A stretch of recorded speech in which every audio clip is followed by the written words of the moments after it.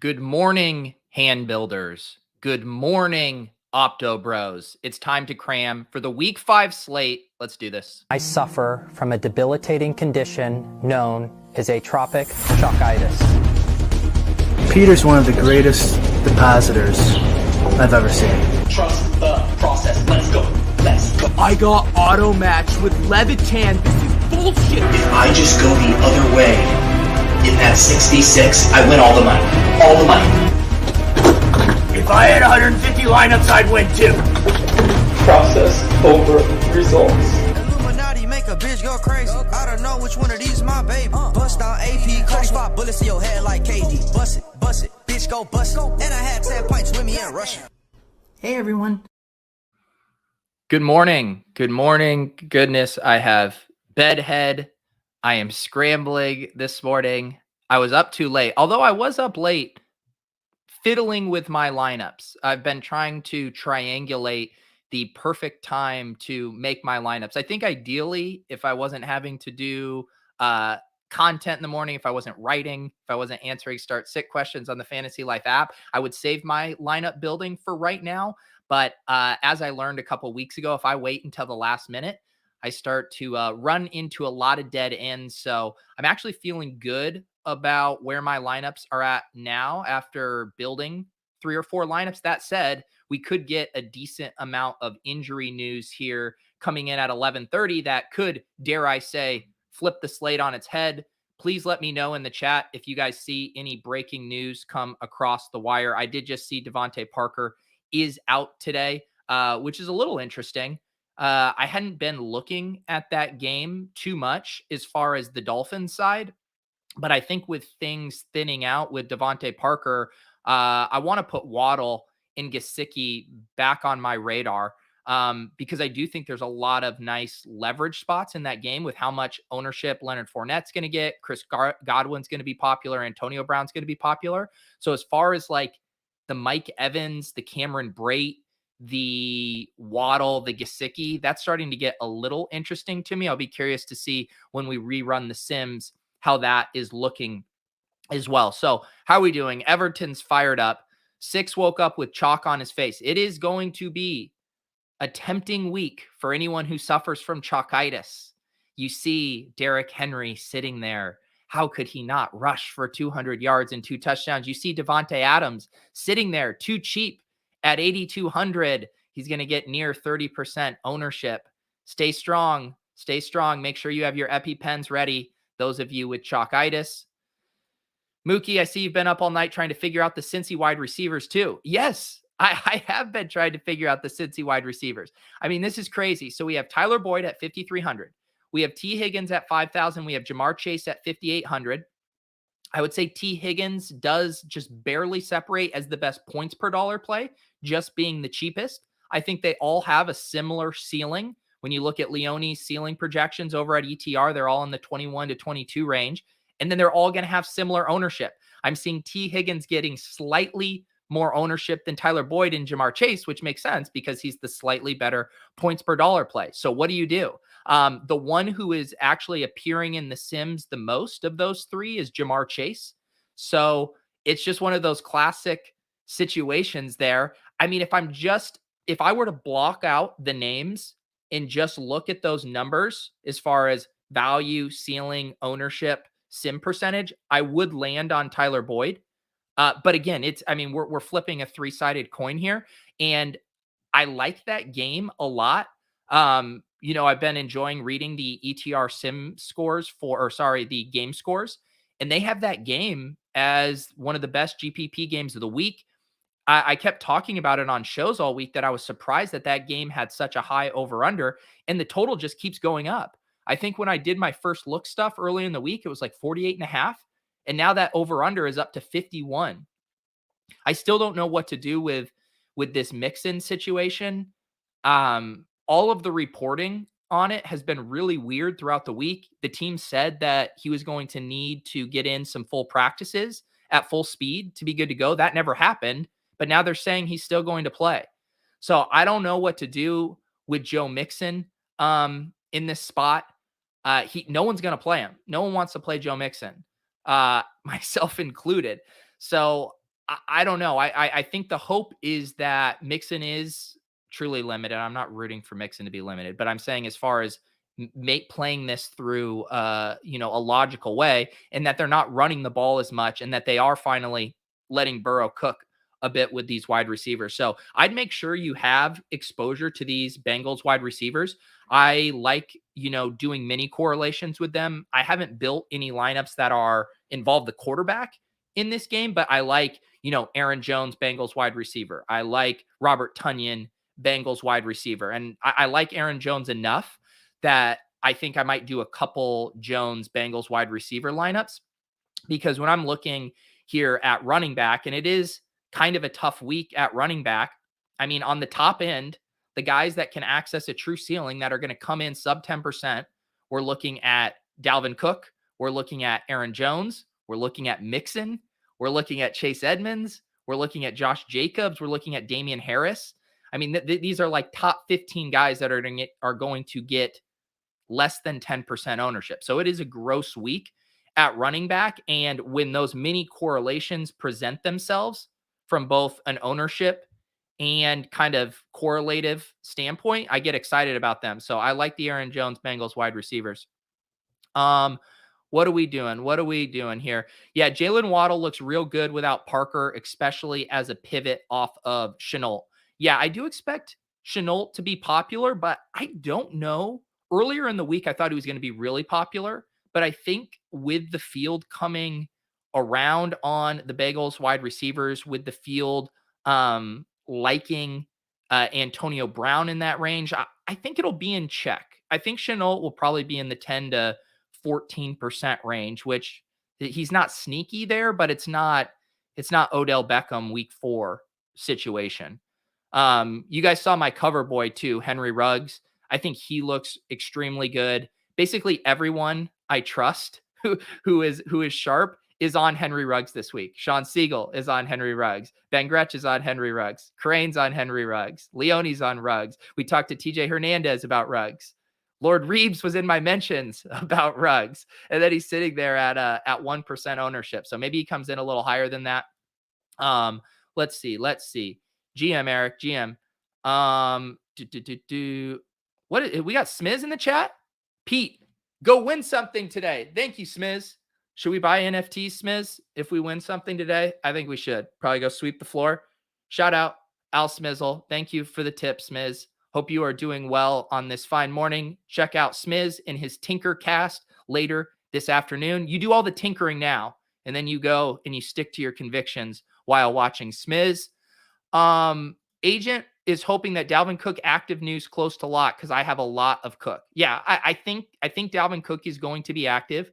I think the thing that's interesting about the Cook versus Mixon situation is we already have kind of more of a precedent for the Vikings willing to kind of split carries with Madison. They know what they have in Madison. They're very comfortable with him getting a decent amount of the work. So I do think that will be more of a timeshare there in Minnesota. Whereas with the Bengals, I'm just not sure. My gut tells me that P. Ryan will get more work today, but I just don't know. The reporting has been so all over the map about Mixon that I personally don't have a good feel on what that Mixon split will be. Let's see here. Is Chubb the forgotten running back play today? I mean, based on ownership, I would think so. I mean, Chubb is kind of in that Aaron Jones territory where his price is just prohibitive enough that he's not showing up in optimals, that he's not easy to fit in, but I like it. I think it's just the classic situation. Even when I look at ceiling projections, Chubb never pops because he has Hunt, really capping his ceiling there. So I like the Chubb call. I was talking about the Aaron Jones minis with the Bengals wide receivers. And one thing I love about Chubb is he correlates really well with a Mike Williams lineup. And I mean, Mike Williams looks like a smash play to me this week. Another guy here I'm seeing at like 2% ownership. He dudded on, prime time on Monday Night Football last week.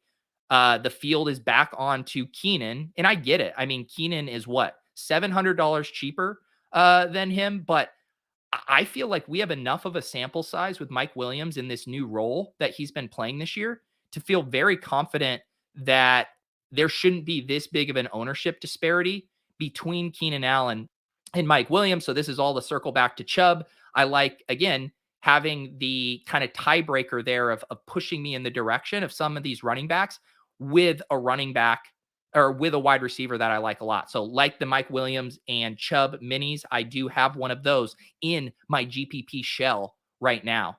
I also want to go back to Odell Beckham.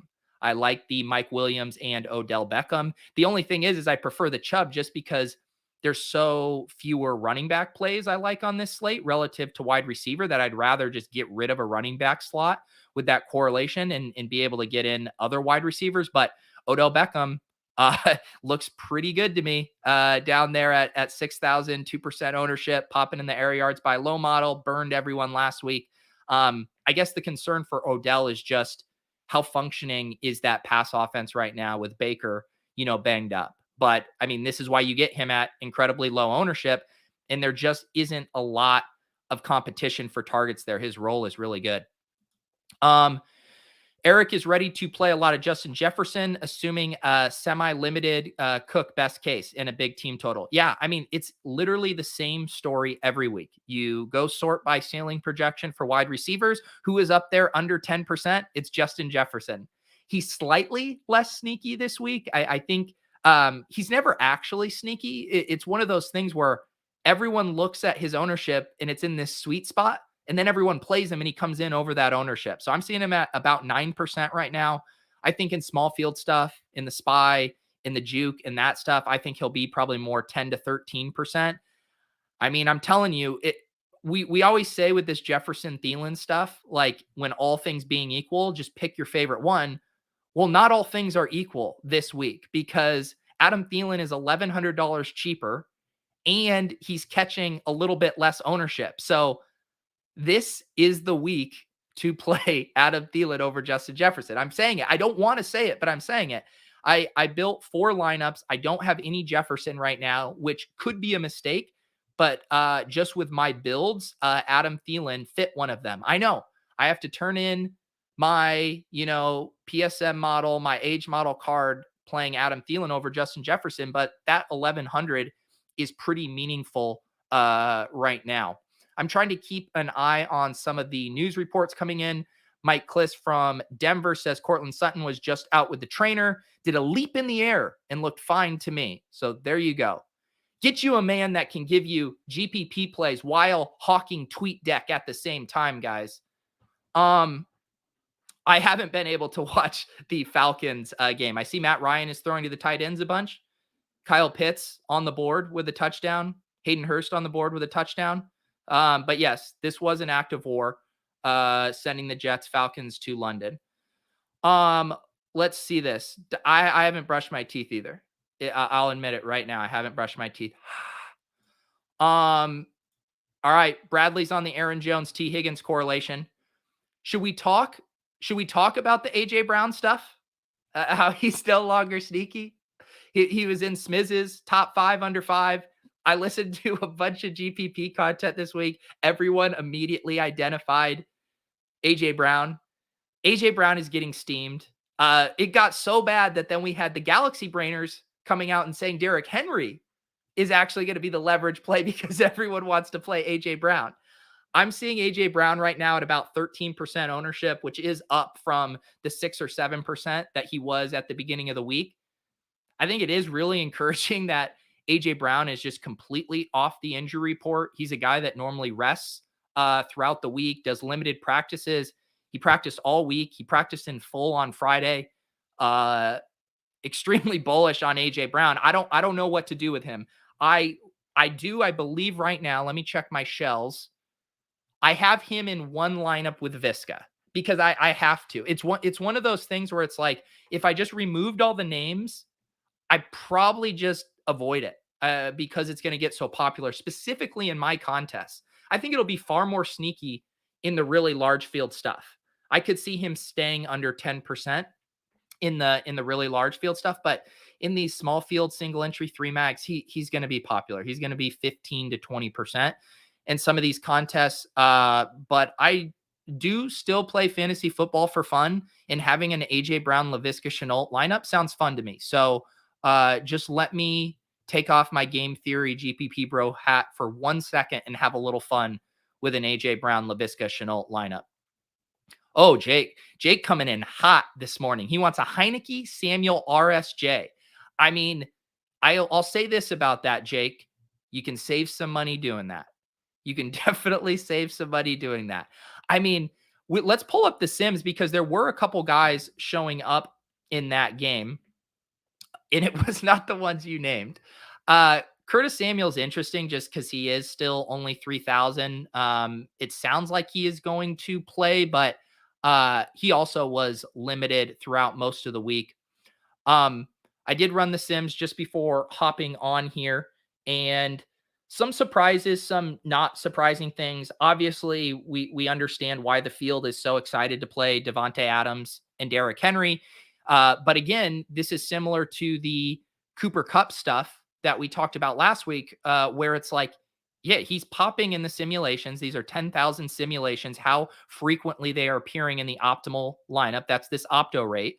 But then we can compare it to the projected ownership, and we can quickly see how the field can get overconfident in these things. I actually think this Devontae Adams ownership is probably a little light. Again, especially in small field, I think he's going to show up in so many lineups. He's appearing in 18.6% of optimal lineups. In the field, I believe, is going to own him at a 25 to 30% clip. We see the same thing here with Derrick Henry. Good play. Even at 9,000, he's appearing in over 15% of optimal lineups, and the field's going to play him 25 to 30% of the time. So people ask me, are you playing Henry? To me, this is just a scratch off Derrick Henry and move on kind of week. If he buries you, he buries you. So, I mean, how many points does Derrick Henry have to score here at this ownership and at this price to bury you? He probably needs 35, right?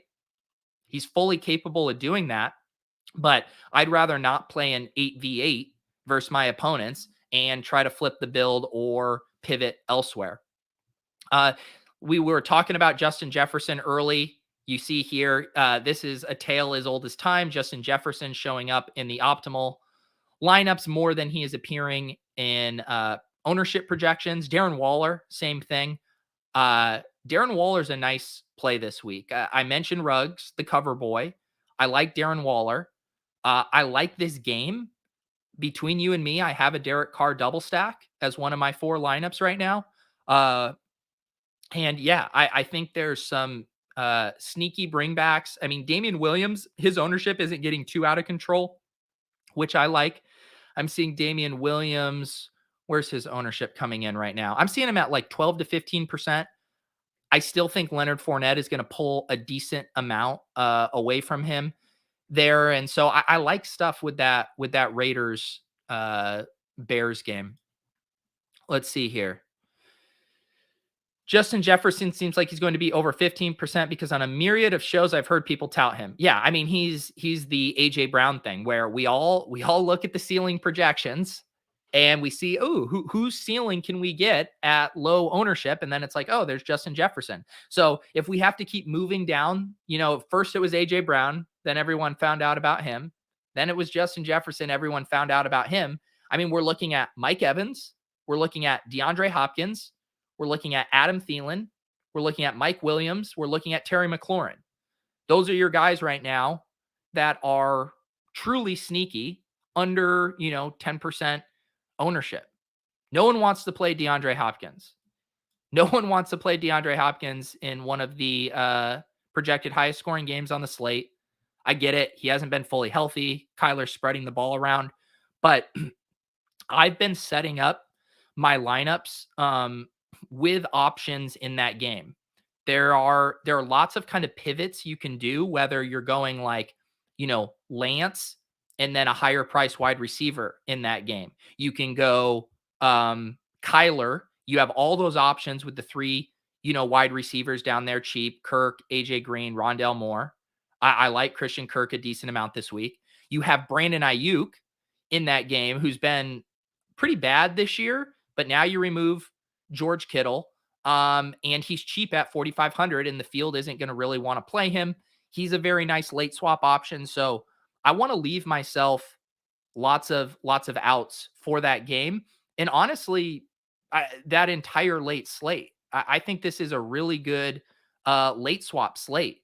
I mean, we already mentioned the Chubb, Mike Williams stuff. I just mentioned all the, the Damian Williams, the Waller, the Ruggs. We have the Lance, the Ayuk. We have Chase Edmonds. We have Kirk. Like, there are a lot of things you can do in this late slate. And if your lineups are cooking, you can eat the chalk with Giants Dallas. So this is, again, I think one of those slates where I like being contrarian early. I like fading Adams and Henry. And then I immediately know where I'm at heading into the 4 p.m. slate. Because if I fade Adams and Henry and they don't bury me, and my contrarian pieces early go off, say my Aaron Jones, Bengals wide receiver, then I can make that decision of how unique I want to get 4 p.m. I could eat a little mini correlation in this game if that chalk flops. I'll be far more inclined to take a look at, a Saquon, CeeDee Lamb type thing, or a Zeke Elliott and, Kenny Golladay type thing. So keep your flexibility late this week. I think it's a good one for that. Let's see this. Yeah, this is why no one wants to play him. Hopkins looks washed. So yeah, I mean, Leone had this awesome podcast over on the Establish the Run YouTube feed and the Establish the Ed podcast feed about how we can really get fooled in these very small sample sizes, and maybe the Hopkins sample size grows and we have to adjust our priors. But right now, when you look at his ceiling projection, he's still projecting as a top 10 ceiling play on the slate. He doesn't project as a good points per dollar play at 7,600. He looks like one of the worst points per, ceiling dollar plays of those top 10 guys, but that's why you're getting him at 3% ownership. So we're looking for these asymmetric upside bets. The field all thinks Hopkins look washed. He's in a good game. His ceiling still projects well. If we zoom out on what he's capable of, to me, that's a good GPP play. The counter argument to Hopkins, I think, is not that he's washed. I think the counter argument is, well, can't you play Kirk or Edmonds and get access to that game with similar low ownership and a much cheaper price tag? And that's what I'm kind of wrestling with right now. Chase Edmonds looks pretty good to me from a price, ceiling, and ownership perspective because he's had this shoulder injury right now, kind of keeping his ownership in check. So he's interesting to me. Yeah, A-Rob, I haven't given him a long look. I think if I'm playing stuff in that game with a bring back or a Justin Fields skinny, I'm probably going Darnell Mooney. I'm probably going Cole Kmet. I see it. I mean, 5,500, sub 5% ownership. I mean, his ceiling, I'm shook, man. I look at the ceiling projections and I see AJ Green and Hunter Renfrow have a higher ceiling than Allen Robinson now. That's where we're at.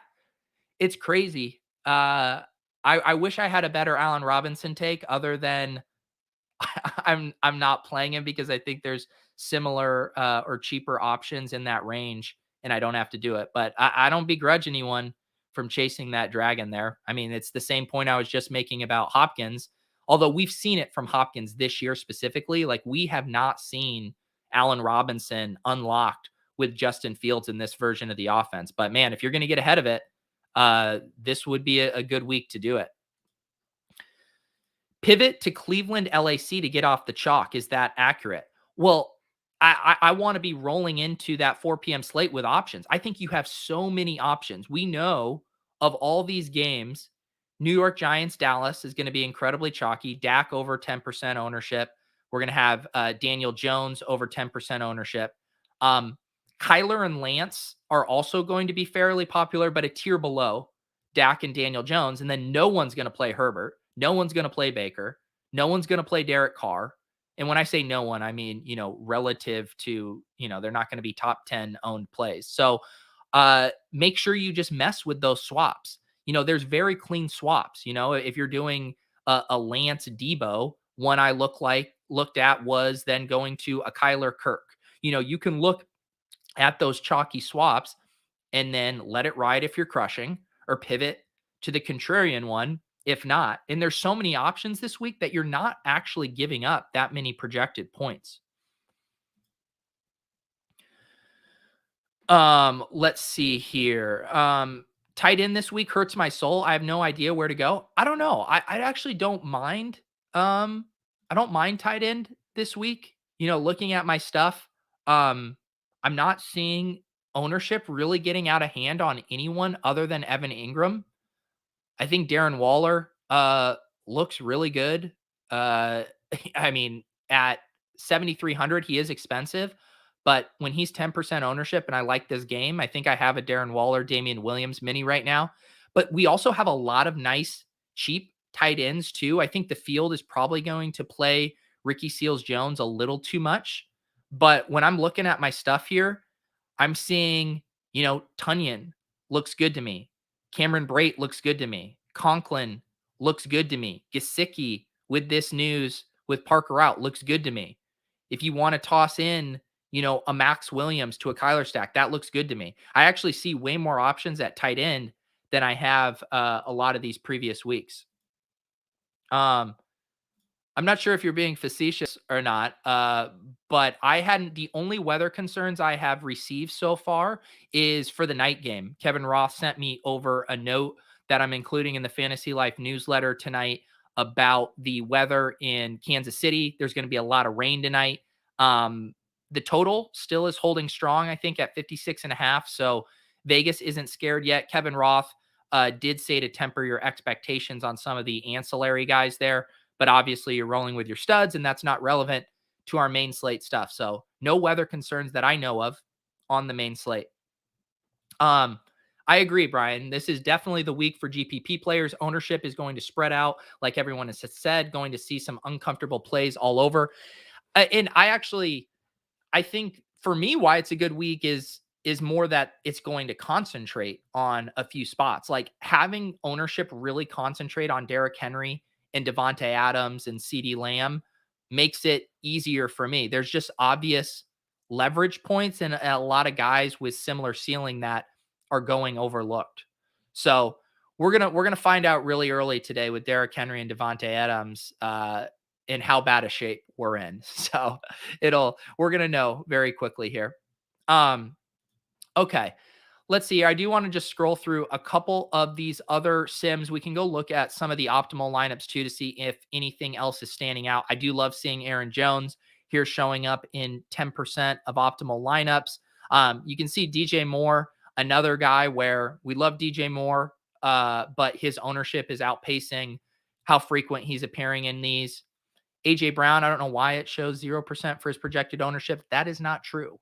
He will be in the 15% or so range. We see Adam Thielen make an appearance here. Jalen Waddle, Damian Williams down here, about even with his projected ownership opto rate, which is why he's not like a screaming slam dunk, but I think very viable here. Let's go look at some of the just optimal lineups, see if anything's standing out here. Making my Deposit Kingdom GPP lineup and all the chalk has become sneaky. Yeah, that's what happens. I mean, the Deposit Kingdom tournament ownership gets even steamed harder than some of the small field stuff. I think Justin Jefferson last week ended up being 18%. Also, just to make it clear, so I had been making the Deposit Kingdom leagues on DraftKings. They cap you at 200. I had made one for this week. And then the good people over at DraftKings, with a hat tip from Al Smizzle and assist there, hooked us up with a rake-free tournament. It has already filled for this week. So we filled two different tournaments. We had the initial one with 200 people. That filled. DraftKings gave us the rake-free $10 single entry tournament.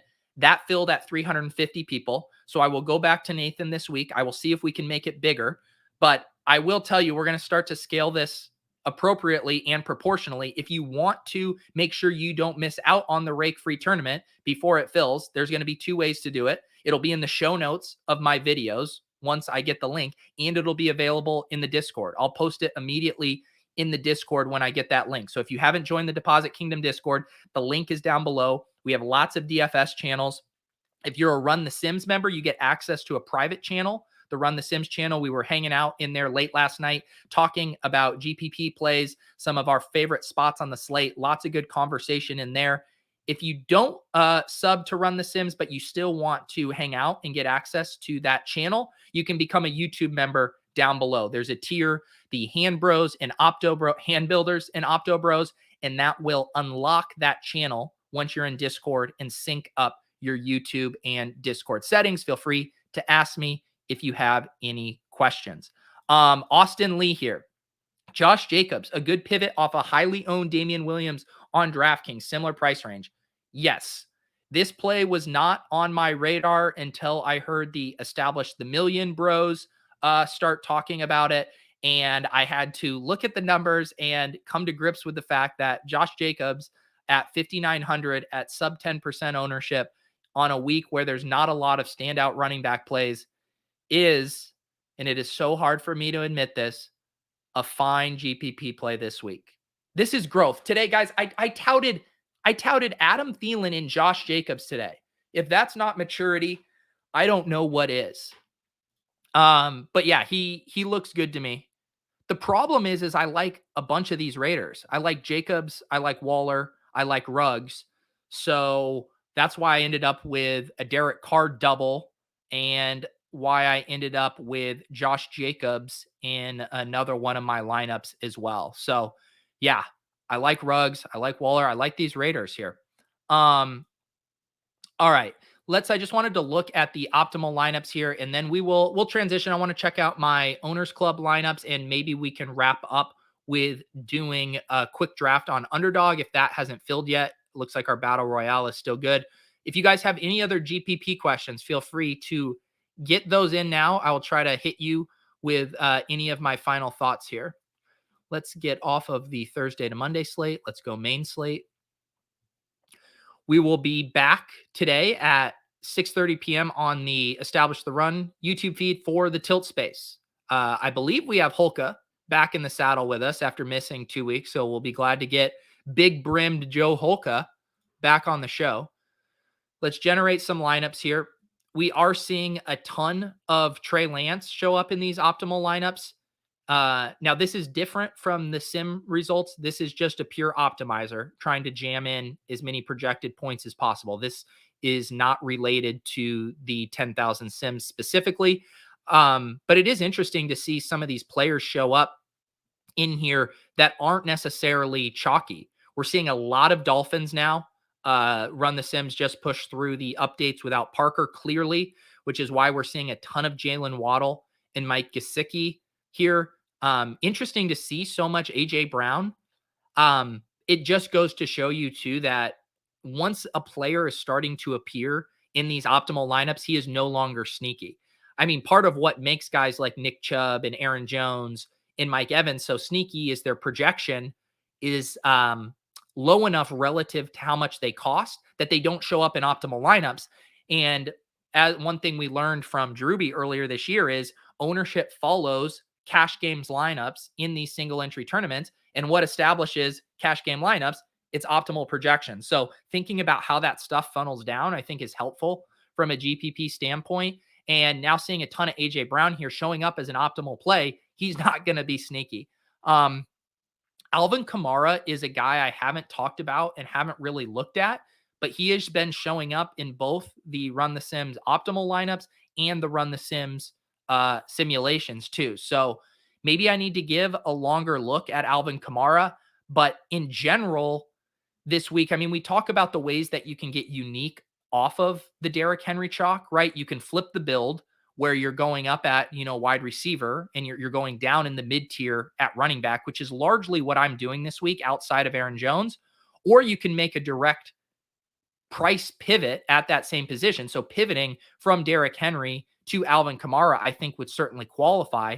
But he is very expensive at 8,600. I think I prefer the Jones play enough over Kamara just at a lower price and ownership that's my preferred way to play it. But I can't ignore how much Alvin Kamara is showing up in these optimal and simulated lineups. anything else standing out to us here. Trey Lance appearing in a bunch. It makes a ton of sense.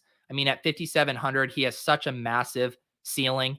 I mean, when you look at ceiling projections, it's above Trey Lance. It's Tom Brady, Kyler Murray, and Dak Prescott. I mean, it's insane to get that kind of ceiling at 5,700. So again, late swap city, make sure you have options with Trey Lance here. Joe Burrow, Chase Higgins, GPP. Yeah. Like I said, I haven't personally done any Joe Burrow doubles, but I have lots of mini correlations from this game. And I think it's completely justified. You look at the total, you look at the prices of these guys. I think a Joe Burrow double stack, it seems perfectly logical to me. Holka accidentally made one of the best nicknames ever this morning, TJ Tony Hawkinson. Oh, that is good. I like that. Hopefully his injury situation has done a 1080 and he's back to being healthy today. Is Dwelly 2 Galaxy? I think he is. Like I said, I think there's enough of those plays down in that, I don't know, 3,000 to 3,500 range that I don't think you need to gal brain with Dwelly. But again, if you're trying to make late swaps work late and say you're fiddling with, Waller, cheap wide receiver or, expensive wide receiver and a Dwelly or whatever, I don't think that's the worst thing I've ever heard. Christopher's favorite part of every week is going into DraftKings and seeing the counselor's face under the friends with lineup section because of me. Yes, I will never change my DraftKings avatar. It will always be the counselor. All right. Yeah, sorry, that was a bad joke. All right, here we go. All right, my bad. Here we go. A 720. Hopefully his injury situation does a 720. Are all you skateboard bros happy now that I got my directional degrees correct? All right, let's head over here. And I just did want to check in on my Owners Club lineups. What's fun today is that they have launched a few different contests in addition to the main event and the side hustle. So if you pre-ordered a pack, you get a better late than never contest, which is just a single entry contest, similar format where you pick a full starting lineup. They also have the low ball contest this week, which is very fun, giving utility to your dusty cards there. I had a great time putting in some, Jets QB, Dolphins running back plays. And then we have the Island of Misfit cards, which is the best 2-card lineup using only a tight end in DST. I will head over and show you guys some of my entries here in these Owner Club contests. If you guys have not heard about the Owners Club, it is a DFS meets NFT style game by our friends over at Own the Moment. I've been having a lot of fun with it, especially now that they're adding more of these contests. And I'm going to need to go shopping again to complete some stacks here and give myself more ammo in these contests. But similar to the Underdog Royale contests, which we'll hop in here as well, I think there is very interesting game theory around these tournaments. Of course, imagine not correlating. I definitely continue to prioritize correlating in these, and then also trying to think about general popularity and ownership of how frequent these are going to be used. So can run down my lineups here. I do, of course, have my Bills double stack with Kelsey. So that's my premium one. Trying to get like a little more unique at running back in DST in this one, because I do think this will be a very popular combination. So how do I get unique? Well, I'm not going to put my Derrick Henry in this lineup. I'm going to put my Bucks running backs there with that big team total in a nice spot. And then I'm going to go Ravens D. I am going with my Eagles quarterback tight end stack, bringing it back with my Panthers wide receivers, playing my Indianapolis running back card and a Vikings defensive card. And then, of course, getting my correlation here with my Titans running back with a Jags, which is gross, but that's why it's going to be not too popular. But then I do feel more comfortable jamming what I assume is a more popular Raiders tight end here, Cardinals D. Side hustle. I always have my one-off Dallas quarterback, my one-off Chargers wide receivers. I need to go purchase and complete one of those stacks because I'm sick of having these guys by themselves. Have a few other here in the side hustle. Better late than never. This is basically the leftovers of my other potential stacks. So we have my San Francisco quarterback and wide receiver here, my Steelers running back, Bucks tight end, Broncos defense. The low ball was fun. You can put 3 in the low ball this week. Colts quarterback, Jets quarterback. Am rocking with the Seattle quarterback because that was kind of a dud on Thursday. And basically, this is just a safe haven for all of your worst cards. All of my Dolphins, your Texans, tight end. I'm playing Bengals running back here just in case Mixon's out and they don't throw the ball at all. And then a one-off here, tight end defense for the Island of Misfit cards. So if you guys haven't gotten involved with the Owners Club, I've been having a ton of fun with it. We do have a channel in the Discord. I need to complete some more stacks there. So if you're interested in that, feel free to hop over. The Jets scored again. Who scored? Who scored on the Jets? Someone tell me. Ty Johnson? Is that who scored? Nice. All right, let's hop in a battle royale. I need to, I want to do a stream and hop in a resurrection tournament. Those have been, I did one after ship chasing on Wednesday, and then I got timed out of a pick and I was a poor sport and I auto drafted the rest of the contest. So I need to hop in there and do some more of those. But I do love doing these battle royales on Sundays. Quick 6-man, 5-round draft, 60 players off the board. Ty Johnson scored. There you go. There you go. Miss Kristen says, Tony Hawk skated here at an event and did a 900. Crowd erupted. Dubbed it the Pensacola 1080.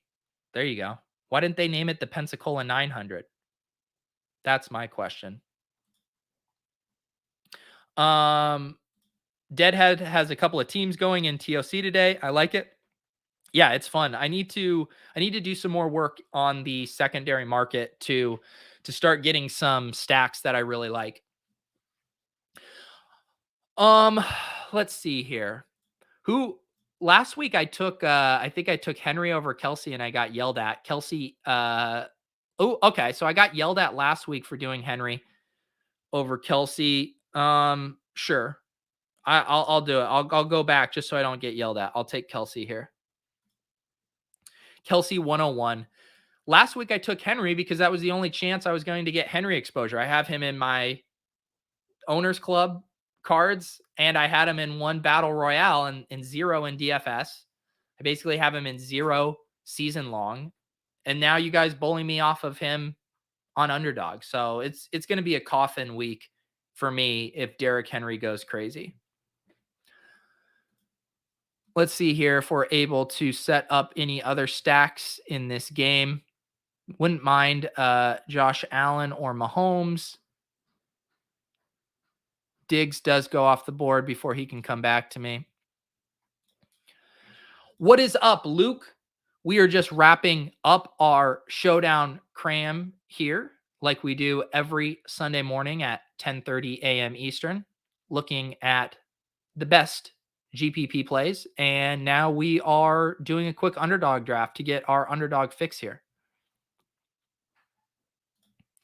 How do you get better at picking off one-off plays? So many times one player in a correlation play tanks a lineup. Yeah, I mean, for looking at the one-off plays, I do think it is those situations where you're not feeling as confident about the game, but you really like how it sets up from an ownership perspective. So a guy that I'm using as a one-off this week is Mike Evans. And I guess that's not the best example because I do want to go take a closer look at Gesicki and Waddle once this is over. But I think Mike Evans sets up really nicely. Dink had a great point about him on Establish the Millions about how basically, you know, without Gronk, there's more red zone targets to go around, and he's direct leverage off of the Leonard Fournette, where if Leonard Fournette buries us today, it's going to be because he scores a couple touchdowns. Well, who has the potential to steal touchdowns from him in the red zone? It's Mike Evans. So when we're looking at that game, and we don't really think Miami can push it to a shootout, but we know the Bucs are going to score a decent amount of points, and Mike Evans is the lowest owned of those top players, then that becomes pretty interesting to me.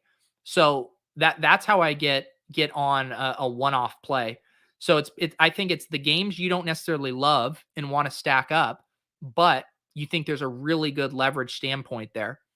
All right, we're going to do Mahomes and with Kelsey. And then I don't know what we're going to end up doing for a bring back in that game. Maybe we'll have to get like Emmanuel Sanders with our last pick. Let's go ahead and grab DJ Moore here. Yo, Peter, for the Owners Club at running back, Green Bay or Tennessee today? I mean, like all questions, it depends who else is in this lineup. But I mean, in a vacuum, dare I say, Tennessee. I mean, Derrick Henry has the highest ceiling of any running back on this slate. I put Tennessee running back in my Jacksonville stack. But if you had, say, a Cincinnati stack that you were using, then I think I would break tie in favor of Green Bay.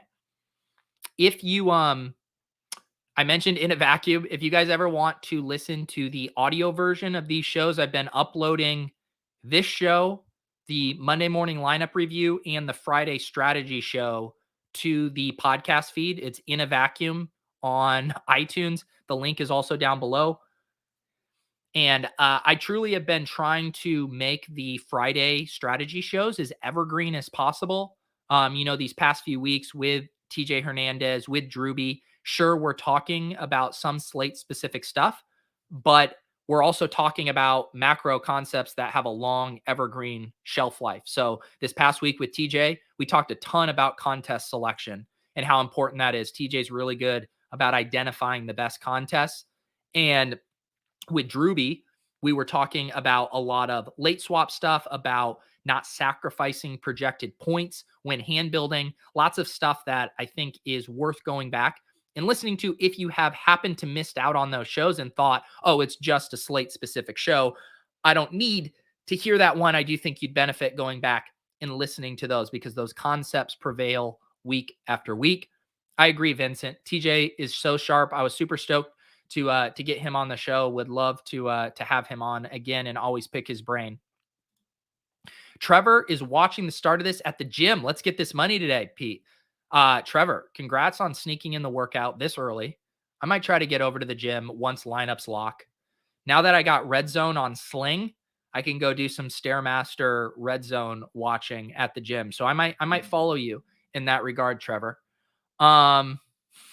Naming your content after quotes you say often is brilliant.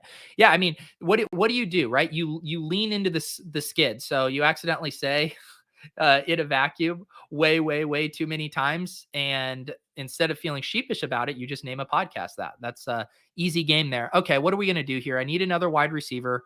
I also am going to need a running back, and I also want to get some kind of bring back in this KC game. So how are we going to play this? Is there a mini correlation here that I like? I do really like this Nick Chubb, Mike Williams that we talked about in DFS. Let's do that. Let's do a Chubb, Mike Williams mini. And then I think we're probably just going to grab I want some bring back in this game. So I guess it's going to be Sanders, which is probably giving up a lot of projected points, but 56.5 over under. I need to stay correlated. I can't sleep at night if my Battle Royale lineups are uncorrelated. Probably going to be Emmanuel Sanders for me. Can you give me your Sling login? No, bro. What are you talking about, Steven? I already have HBO Max. I already have it. Come on, Steven. Don't be a rent seeker. Let's see here. Any thoughts on OBJ today? Yeah, we talked about him earlier. I think he looks good. I think he looks good at 6,000, sub 5% ownership. You can toss him into a little mini if you're playing Austin Eckler. If you want to toss him in with Mike Williams, I was saying that I do prefer the Chubb if I'm picking a Brown, just because I like getting rid of a running back spot. But Odell looks good to me. At least my lineups were correlated. Put it on my tombstone. Put it on my tombstone. CD, yeah, I could have taken CD there. The thing I think about in these Royales too is just like when you are drafting right around ADP, like the texture of your lineups are going to be very similar to the field. So just trying to push outside of ADP a little bit and not sacrificing that many projected points is how I like to play these. And once we get into this range, like, do I prefer AJ Brown to Emmanuel Sanders? Of course. But if Mahomes Kelsey wins me this tournament, it probably means this game is going over the 56.5 total. And it means that the Bills are crushing. And we've already seen plenty of games this year where Sanders has outpaced Diggs with how much they spread the ball around. So that's how I'm going to play it. But yeah, giving up a decent amount of projected points. Cook is looking doubtful now. This is interesting. I'm going to have to go look into this. The inactives come out here in about 5 minutes. I got to go wrap up the Fantasy Life newsletter. I am going to add Emmanuel Sanders to this team. So we end up finishing with Mahomes to Kelsey with a Sanders bring back. We have our secondary correlation with Chubb and Mike Williams and a one-off DJ Moore. Easy game. Stefania from ESPN saying Cook looks doubtful. So this is going to flip the slate on its head if he is doubtful, because all of a sudden Alexander Mattison is going to look pretty nice. And because this news is happening so late, his ownership probably won't get out of control. If he is a scratch here, I think that it also means Damian Williams' ownership will probably come down. At a similar price point there, I assume Madison will pull a decent amount away from Damian Williams and potentially even Fournette. So this is very interesting. And yes, probably a good idea to hop in another battle royale and get your Alexander Mattison exposure here. I appreciate you guys. I wish I could stay on through inactives here, but I have an extremely busy morning. I do need to go update the newsletter with all of this stuff. Like I said, if you guys want to hop in the Discord, you have final questions, I like circling back in there before lock. I appreciate you guys. Good luck in all of your action today. We'll see you at 6:30 for the Tilt Space.